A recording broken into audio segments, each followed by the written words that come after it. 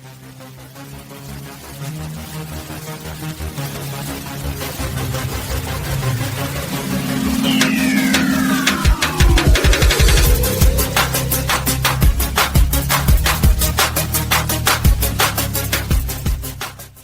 morning everyone, and welcome back to our channel on CNC turning techniques, which today we could also call a bit of CNC turning and milling techniques, since we will be dealing with powered tools. So we've introduced these tools, and today we're starting with the very basics. We're going to talk about nothing less than holes, or rather fori, never say bucci. In the workshop, or they'll grind you down. Okay, we drill with drills, and if needed we can tap with holes, and this can be done either before or after, depending on the type of operation. With a center drill, we go ahead and center it, whether it's a pilot hole or just centering. So, powered tools, as the name suggests, mean that it's no longer the workpiece that spins, but the tool that rotates. The tool rotates while the workpiece stays still, and there's chip removal. Drills, as I mentioned, or mills to create more complex profiles. The first concept to clarify for the turner, who, whether he likes it or not, finds himself acting as a miller. Cutting speed is set by tool diameter and manufacturer advice. The cutting speed is no longer about varying the RPM. In relation to the diameter we are working with, but rather it's the RPM that we will set once and for all for the tool in question, based on its diameter.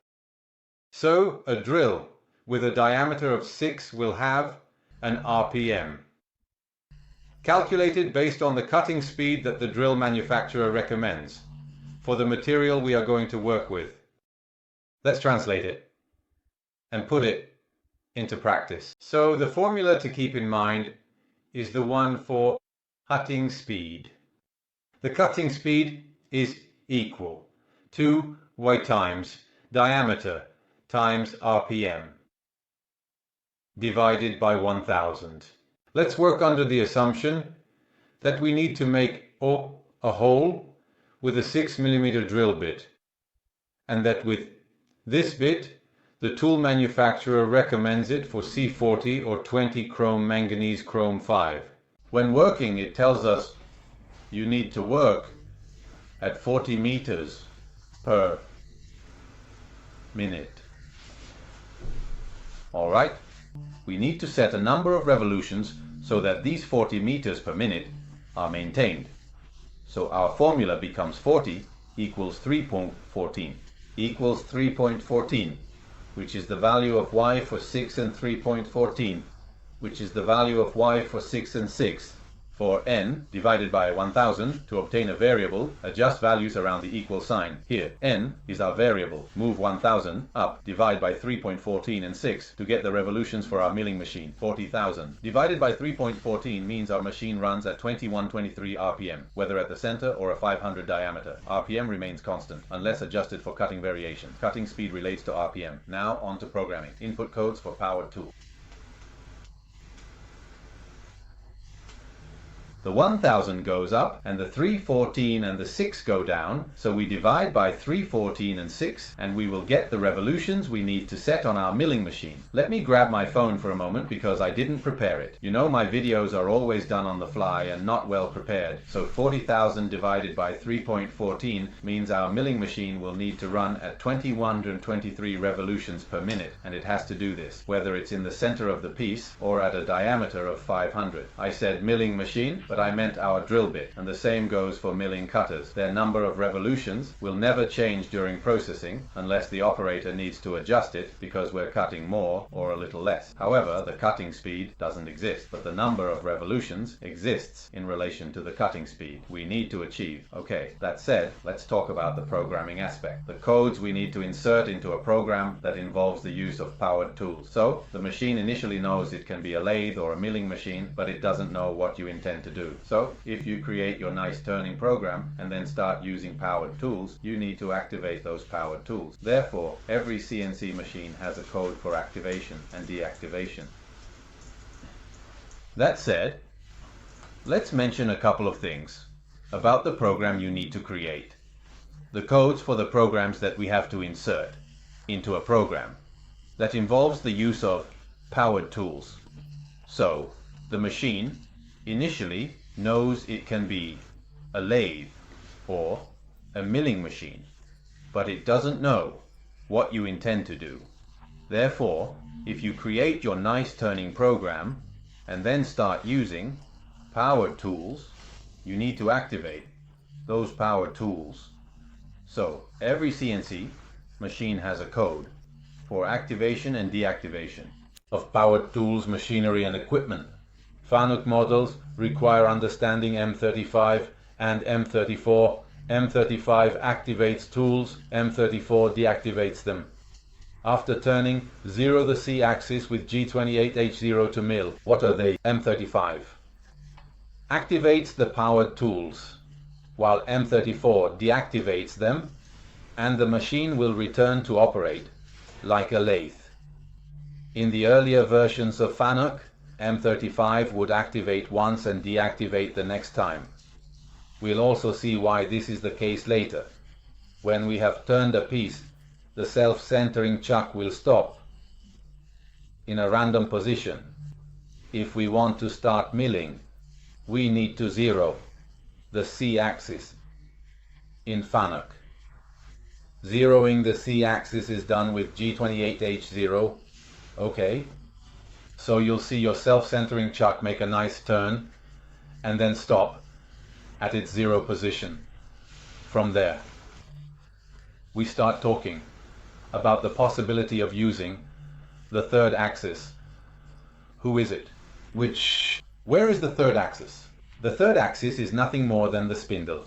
The spindle or self-centering chuck in this case, because we see the self-centering chuck, but it is the spindle that can move either on its own, meaning in degrees, so the C-axis, or in conjunction with the X or Z-axis to create more complex profiles, as we will see later, when we go to make holes or perform operations where the spindle needs to stay still.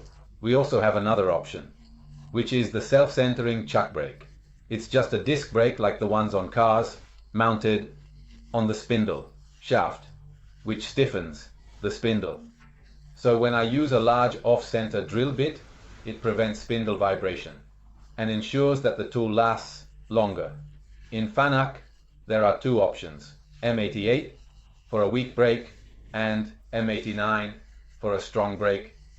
Then there's a pressure switch, a manometer that allows you to use whatever locking pressure you want. Once you're done using them, M90 releases them. So what's the difference between M88 and M89? M88 is used when I need to drill two holes head-on or make a keyway where I don't need to rotate the self-centering chuck. In 88 and 89, the 88 is done when I need to drill two holes head-on or make a keyway where I don't need to rotate the self-centering chuck. It's the spindle while using the M88 milling cutter. If I need to use a profile, but be careful, the M88 often causes issues. If I don't have any problems, I prefer not to use it. So I work with a free spindle. So remember, M88 is for soft brake, M89 is for hard brake, and M90 disengages the brake. Then we have the rotation of powered tools. The rotation of powered tools always happens in G97, always giving an S, so 2000 RPM, and then M3I12. Why? Because with FANUC specifically, this code set like this. P11 makes the main chuck turn. If I write below G97, S2000, M3P12, both the motors and the main spindle will turn. The meaning of this possibility is given for some main processes. The creation of a toothing through a hob requires respinning both. Take it with a pinch of salt, because I have to say that I have never done it in my life. The older Fanuc models instead have M3 and M4 for the self-centering M33 and M34 for the motorized ones, and it will be the M35 that activates, and motorized ones. Okay, so let's do a first example for creating a threaded hole. The length of the hole is 50 millimeters, which is a standard measurement for many applications. The length of the thread is 30 millimeters, ensuring a secure fit. The diameter of the hole is 10.5 millimeter, which allows for a snug fit for the thread. The diameter of the male thread is M12, a common size in many engineering projects, and the pitch is 1.75, which determines the distance between threads.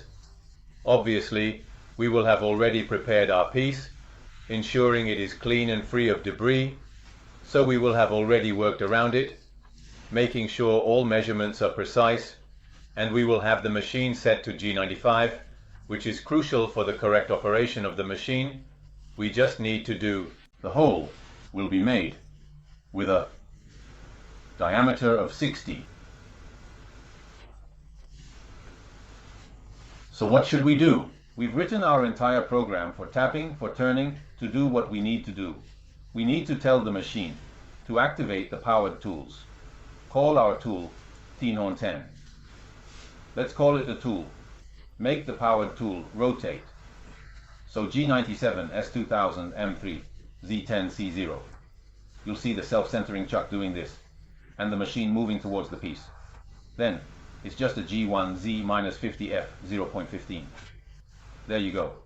You can also decide whether to work not just as turners, but as millers and set, for example, an F100 G94, so working in millimeters per minute. It's a bit about your habits. It doesn't change much. Personally, I prefer to always work as a turner. After that, in G0, we go to Z200. Now, we change the tool to T1111 M12. Since we're going to thread, it's a good idea to stop the spindle for a moment with M5 P12. So M5 should be activated. We start thinking about tapping. Rigid tapping. How do we do rigid tapping? Just like I taught you to do it on the lathe. So M29 S300. First, we need to position ourselves. So G0. Always repeat it, even if you know you're already there. X60, Z10, C0. Then go check your notes if you don't remember, but otherwise, M29, S300. Now, at this point, we change the tool to the T11, 11, M12 configuration.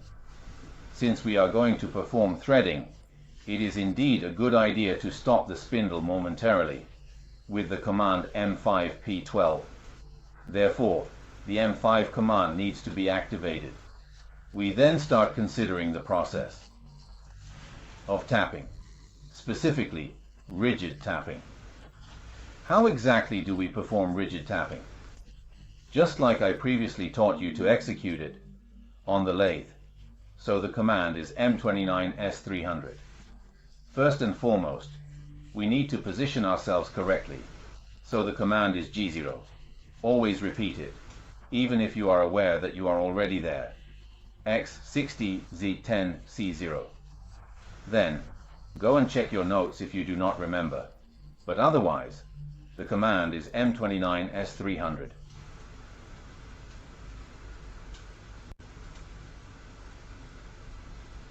We set the turns of our male, then G84.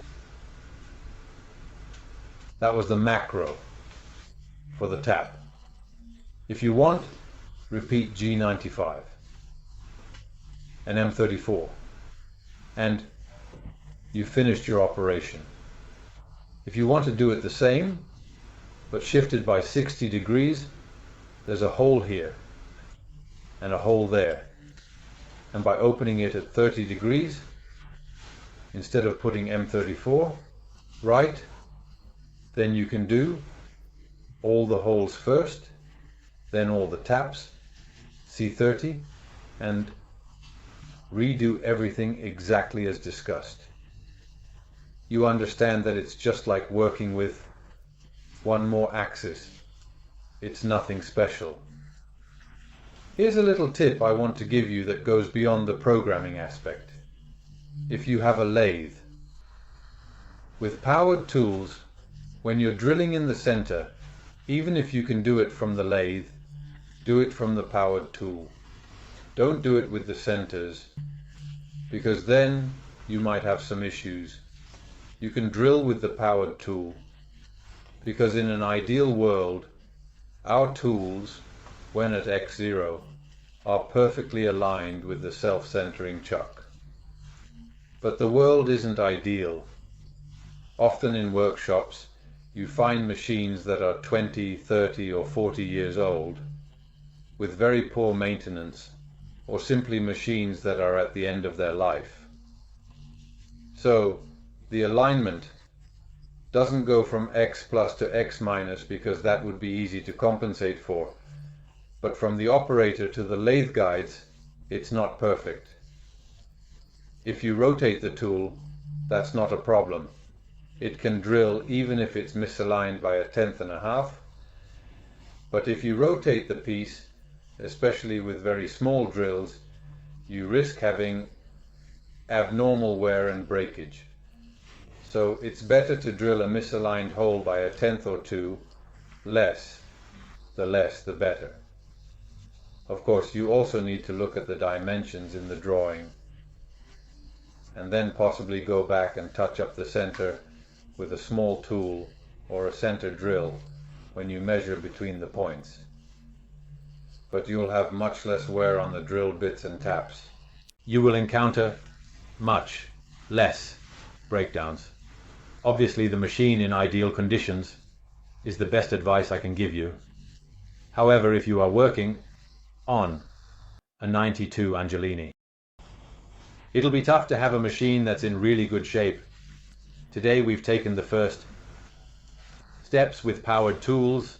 We've only made some holes, and aside from a few minor details and the discussion about cutting speed, which becomes a constant RPM calculation, you can see that it's nothing groundbreaking or difficult. I hope, as always, that I've conveyed what little I know in the best way possible. The more experienced among you surely have their own cycles for making lots of holes and can give me advice that I'll accept and we can discuss in future videos. And if you liked the video, as always, give me a like and subscribe to the channel if you haven't already. But I'm sure many of you are already subscribed because I see that a lot of you are following me. Now I'll figure out what to do next. We'll get to contouring, some keyway notches, hexagons, and more, because I know you all want to profile a nice hexagon, not just with a candle cutter. We'll definitely do that. Thank you for being with me, and see you next time. Bye-bye.